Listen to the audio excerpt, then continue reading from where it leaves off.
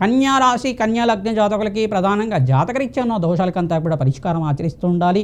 ప్రధానంగా మీ జన్మజాతకమే ప్రధానమైన జాతకం ఉంటుంది. లగ్న చక్రవశాత్తు ద్వితీయ స్థానము, పంచమ స్థానము, సప్తమ స్థానము, నవమ స్థానము, దశమ స్థానము, అష్టమ స్థానం అంతా కూడా కేంద్రంగా చెప్తారు. ఈ స్థానాధిపతులంతా కూడా రాజకీయ ప్రధానంగా జాతకరీత్యా మీకంతా కూడా యోగకరంగా ఉండాలి. మీకంతా కూడా జాతకరీత్యా రాజయోగ కారకులుగా ఉంటారు. వీళ్ళంతా కూడా ప్రధానంగా ఈ గ్రహస్థితి అంతా కూడా అనుకూలంగా ఉంటే జాతకరీత్యా మీకు అంతా కూడా అదృష్టయోగం సిద్ధిస్తుంది. కన్యారాశి కన్యాలగ్న జాతకుడికి ప్రధానంగా మీకు శని భగవానుడు కొంచెం బలహీనంగా ఉన్నారు. గోచారీత్యా ప్రధానంగా జాతకరీత్యా చూసుకుంటే శని భగవానుడు యోగకరంగా ఉండాలి.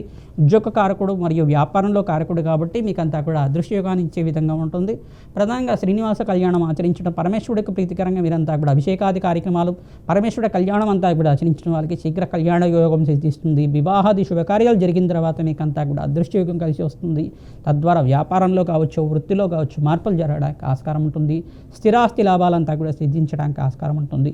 ప్రధానంగా చతుర్థ పంచమాధిపతులు యోగకరంగా ఉండాలి. కావున మీకంతా కూడా ప్రతినిత్యం కూడా దత్తాత్రేయ ఆరాధన చేసుకోవడం వల్ల రాజయోగ ప్రాప్తి కలుగుతుంది. దత్తాత్రేయాయ స్మరణమాత్రేణ సంతుష్టాయ నమః, దత్తాత్రేయాయ స్మరణమాత్రేణ సంతుష్టాయ నమః నామాన్ని ప్రతినిత్యం కూడా జపాన్ని ఆచరించుకోండి. కుబేరాయ వైశ్రవణాయ అనంత ఐశ్వర్యం కొరుకురు స్వాహ అనే నామాన్ని కూడా ప్రతినిత్యం కూడా జపాన్ని ఆచరించుకోండి. కుబేరాయ అనంత ఐశ్వర్యం కొరుకురు స్వాహ అనే నామాన్ని కూడా ప్రతినిత్యం కూడా జపం చేసుకున్న వాళ్ళకి అనంత ఐశ్వర్య ప్రాప్తి కలగడానికి ఆస్కారం ఉంటుంది. జప హోమాది కార్యక్రమాలు ఆచరించిన వాళ్ళకి మీకంతా కూడా శీఘ్ర ఫలితాలు పొందుతారు. ప్రధానంగా లక్ష్మీ కుబేర శాంతి హోమాది కార్యక్రమాలు కానీ, శ్రీసూక్త విధానంగా లక్ష్మీ కుబేర శాంతి హోమాది కార్యక్రమాలు, రాజశ్యామల యజ్ఞాది క్రతువులు ఆచరించిన వాళ్ళకి శీఘ్రాతి శీఘ్రంగా అనంత ఐశ్వర్య ప్రాప్తి కలగడానికి ఆస్కారం ఉంటుంది.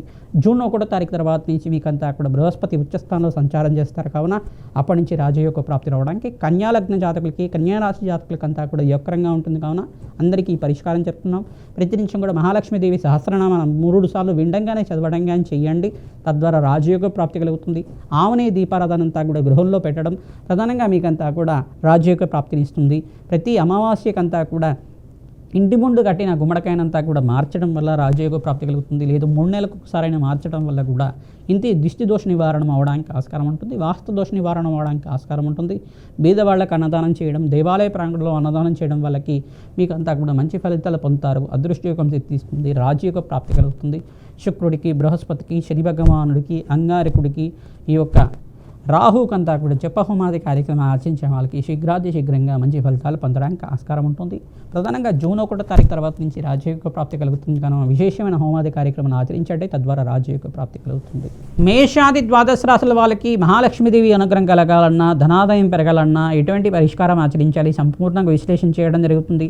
ప్రధానంగా మీకంతా కూడా చూసుకుంటే ప్రధానంగా మహాలక్ష్మీదేవి అనుగ్రహం కలగాలన్నా గృహంలో మనశ్శాంతమైన జీవితం ఉండాలి. ప్రధానంగా వాస్తు దోషం నివారణ జరుపుకోవాలి. ప్రధానంగా వాస్తు దోషం ఉందా లేదా చూసుకోవాల్సి ఉంటుంది. గృహంలో ఎటువంటి వాస్తు దోషాలు ఉన్నా కానీ ఇటువంటి ఆర్థికంగా మిశ్రమైన ఫలితాలు పొందడానికి ఆస్కారం ఉంటుంది. ప్రధానంగా వాస్తు దోషం అనేది ప్రధాన కారణంగా చెప్పడం, నరఘోష, నరపీడ, నరశాపం నుంచి బయటపడడానికి ప్రతినిత్యం కూడా ప్రయత్నం చేస్తుండాలి.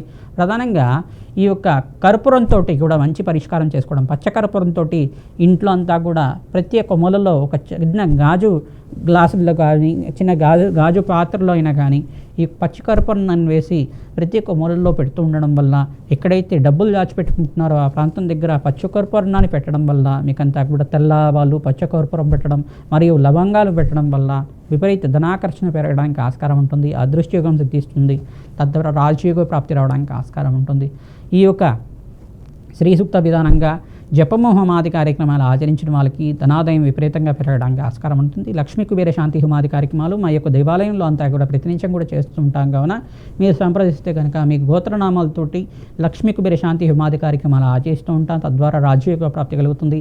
మీరు కూడా ప్రత్యక్షంగా ఉంది పాల్గొనాలనుకుంటే జాతకరీత్యా దోషాలకి పరిష్కారం చేసుకోవడానికి మా యొక్క ఫోన్ నెంబర్కి అంతా కూడా కన్సల్ట్ అయ్యి మీరు అపాయింట్మెంట్ తీసుకొని జాతకం విశ్లేషణ చేయించుకొని పరిష్కారం ఆచరించిన వాళ్ళకి అఖండమైన ఐశ్వర్య ప్రాప్తి కలుగుతుంది. ధనాదాయం పెరగడానికి ఆస్కారం ఉంటుంది. నాడీ జ్యోతిష్యం ప్రకారంగా, దత్తనాడి ప్రకారంగా మరియు మీకంతా కూడా పరిష్కారం ఆచరించే విధంగా చేస్తూ ఉంటాం. పరిష్కారం అంతా కూడా వేదిక జ్యోతిష ప్రామాణికంగా అంతా కూడా చెప్పడం జరుగుతుంది. కావున మీరు సంప్రదించి ఈ యొక్క తరకు పరిష్కారం అంతా కూడా ఆచరించడం వాళ్ళకి అఖండమైన ఐశ్వర్య ప్రాప్తి కలుగుతుంది. ధనాదాయం పెరుగుతుంది. మహాలక్ష్మీదేవి అనుగ్రహం వల్ల వ్యాపారంలో, ఉద్యోగంలో మార్పులు జరుగుతూ ఉంటాయి. తద్వారా రాజయోగ ప్రాప్తి కలుగుతుంది.